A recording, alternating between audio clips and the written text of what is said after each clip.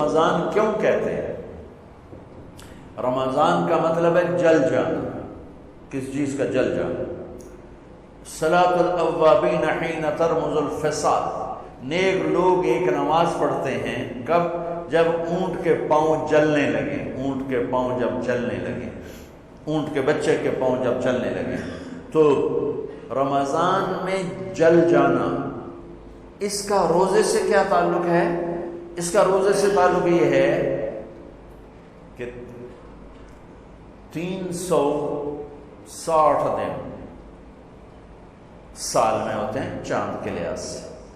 330 دن کے گناہ اللہ رمضان کے روزوں میں ہر روز میرے آپ کے گناہ جلاتا ہے، جلاتا ہے، جلاتا ہے.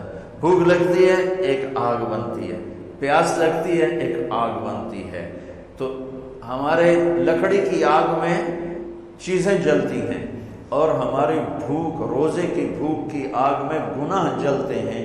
اور 29ویں روزے اللہ سارے سال کے گناہوں کو جلا کے روزہ والا یا روزے والی کو ایسے پاک کر دیتا ہے جیسے آج ماں کے پیٹ سے نکلا، ایسے ان کو خوبصورت کر دیتا ہے. حج کا مہینہ آیا، اعمال اسی طرح ہیں جیسے ہوتے ہیں. رمضان کا مہینہ آیا تو میرے نبی کا اعلان ہو گیا، ایک فرض 70 فرض کے برابر ہو جاتا ہے. کمال. نفل فرض کے برابر. فرض اور نفل میں فرق کیا ہے؟ حضرت علی ہی کا فرمان ہے کہ جس شخص نے ایک فرض روزہ چھوڑ دیا، پھر قیامت تک اس کی قضا میں نفل روزے رکھتا رہا، تو ایک روزے کا یہ سارے روزے بدلہ نہیں ہو سکتے. ایک نماز چھوڑ دی اور پھر اس کی قضا میں قیامت تک نفل پڑھتا رہا، تو فرض نماز کی ایک رکعت کے ایک سجدے کے برابر بھی نہیں ہے. فرض میں اتنی طاقت ہے. تو اللہ کی رحمت کیسے متوجہ ہوتی ہے کہ رمضان کے مہینے میں اللہ فرماتے ہیں میرے محبوب کی امت ہے، ایک فرض کو 70 کے برابر کر دو، اور پھر فرماتے ہیں نفل کو فرضوں کے برابر کر دو، اور پھر فرماتے ہیں جو رات کو تراویح پڑھے گا، دن میں روزہ رکھے گا، آخری رات اسے ایسے دھو کے پاک کر دوں گا کہ اس کے ذمے گناہ کا ایک ذرہ بھی باقی نہیں بچے گا. سب گناہ اللہ تعالیٰ اس کے معاف فرما دے گا. اور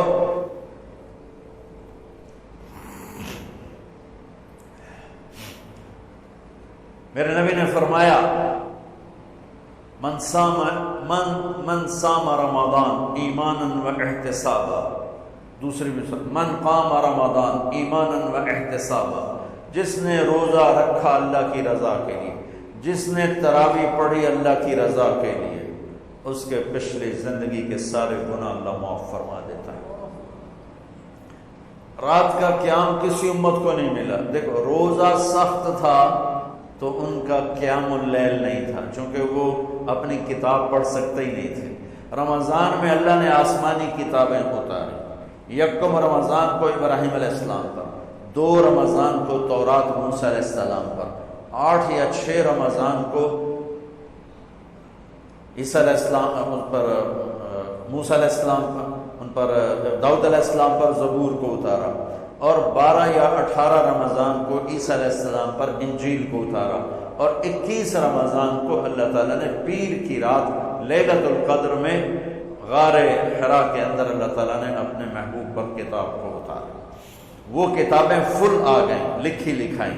قرآن فل نہیں آیا. قرآن صرف ایک سورت کے 19 الفاظ آئے بس، اور پھر 23 برس میں قرآن اترا.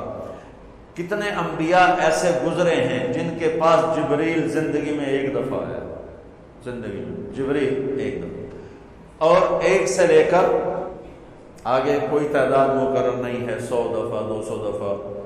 لیکن آپ حیران ہوں گے ہمارے نبی پر جبریل 23 برس میں 24,000 دفعہ آئے. 24,000 دفعہ، جو ایک عجب العجائب ہے، عجب العجائب ہے. تو میرے بھائیوں، رات کی تراویح، دن کا روزہ، تراوی میں کیا ملنے والا ہے؟ میرے نبی کا فرمان ہے ہر سجدے پہ 1500 نیکی، ہر سجدے پہ 1500 نیکی۔ تھوڑی اپنی کاروباری مصروفیت گھٹاؤ، اپنی کاروباری مشقت گھٹاؤ، اپنے ملازموں کی بھی مشقت گھٹاؤ تاکہ وہ تراوی پڑھ سکیں، روزہ رکھ سکیں، بشاشت سے پڑھ سکیں، اور اللہ کا فضل ہے دھیرے سے ڈھیلا حافظ بھی ہو تو 1.5 گھنٹے میں سارا کچھ نمٹ جاتا ہے۔ اتنی سی ہمت کرو میرے بھائیوں کہ افطاری میں تھوڑا کھاؤ۔ اگر تم پہلوانوں کی طرح شروع ہو گیا نا، پھر تو تم سے عشاء بھی نہیں پڑھی جائے گی، تراوی تم نے کیا پڑھنا۔ روزہ جسم کی فالتو چیزوں کو جلاتا ہے، روزہ ایک قوت پیدا کرتا ہے ایمانی شیطان کے خلاف۔ وہ کیسے پیدا کرتا ہے شیطان کے خلاف؟ اللہ تعالیٰ حلال کو بھی حرام کر دیتا ہے۔ جب بیوی کو بھی شہوت سے دیکھنا حرام ہو گیا اور یہ اس پہ قابو پا گیا تو اوروں کی عزت کو یہ حرام نظر سے کیوں دیکھے گی؟ جب یہ حلال کھانا چھوڑ گیا تو یہ جھوٹ کیوں بولے گا، یہ گالی کیوں دے گا، یہ غیبت کیوں کرے گا؟ جب یہ کان میں دوائی ڈالنا چھوڑ گیا کہ روزہ ٹوٹ جاتا ہے تو یہ اوروں کی غیبت کیوں سنے گا، اوروں کی برائی کیوں سنے گا؟ جب یہ آنکھ میں دوائی نہیں ڈالتا ہے کہ وہ حلق میں جاتی ہے، وہاں سے وہ پیٹ میں چلی جاتی ہے، روزہ ٹوٹ جاتا ہے، تو یہ ان آنکھوں سے غلط کیوں دیکھے گا؟ یہ غلط کیوں کسی کی عزت کے اوپر اپنی بددیانت نظر کو ڈالے گا؟ تو جب یہ اندھیرے میں بند کمرے میں ٹھنڈا پانی پڑا ہوا ہے اور ہاتھ نہیں لگاتا ہے اور اللہ کا دھیان اسے یاد ہوتا ہے کہ اللہ دیکھ رہا ہے، نہاتے ہوئے ہونٹ بند کر رہے تھے کہ کوئی پانی کا قطرہ منہ میں نہ چلا جائے اور میرا روزہ نہ ٹوٹ جائے، خراب نہ ہو جائے، تو یہ جب اللہ کا اتنا دھیان اس کو نصیب ہو جاتا ہے کہ اللہ دیکھ رہا ہے، ورنہ کیا کس کو کیا خبر کہ میں 2 گلاس پانی پیتا یا میں پیاس سے بول رہا ہوں۔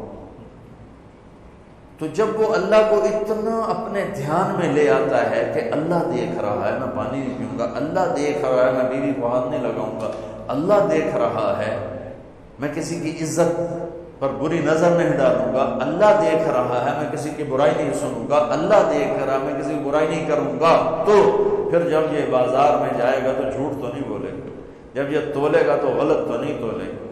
ہاں یہ الگ بات ہے، بہت سے مجھے ملے کہ بس رمضان میں جھوٹ چھوڑ دیتے ہیں، اس کے بعد پھر شروع ہو جائے رمضان میں رشوت نہیں لیتا ہوں، اس کے بعد پھر شروع ہو جاتا ہے۔ تو چلو شکر ہے 1 مہینہ تو مسلمان رہتے ہیں۔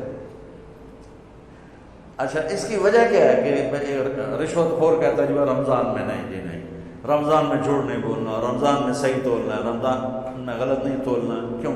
شیطان قید ہو جاتا ہے۔ رمضان میں نمازی کیوں بڑھ جاتے ہیں؟ شیطان قید ہو جاتا ہے۔ کسی امت کو یہ نہیں ملا کہ رمضان میں شیطان قید کیے جائیں، اس امت کو ملا رمضان میں شیطان قید ہو جاتے ہیں۔ کسی امت کو یہ نہیں ملا کہ رمضان میں جہنم کے دروازے بند ہو جائیں، اس امت کو ملا ہے رمضان میں جہنم کے دروازے بند ہو جاتے ہیں، جنت کے دروازے کھل جاتے ہیں۔ کسی امت کو یہ نہیں ملا کہ ان کے لیے ہر مخلوق دعا کرے، رمضان کے مہینے میں اس امت کو یہ ملا ہے کہ ان کے روزہ رکھنے والوں کے لیے چیونٹیاں بھی دعا کرتی ہیں، پرندے بھی دعا کرتے ہیں، مچھلیاں بھی دعا کرتی ہیں، ہوائیں دعا کرتی ہیں، ہر شے دعا کرتی ہے روزہ رکھنے والے کی۔ اس امت کو ملا۔ کسی امت کو یہ نہیں ملا کہ آخری رات ان کی سب کی بخشش ہو جائے، اس امت کو ملا ہے کہ رمضان کی آخری رات سب کی بخشش ہو جاتی ہے۔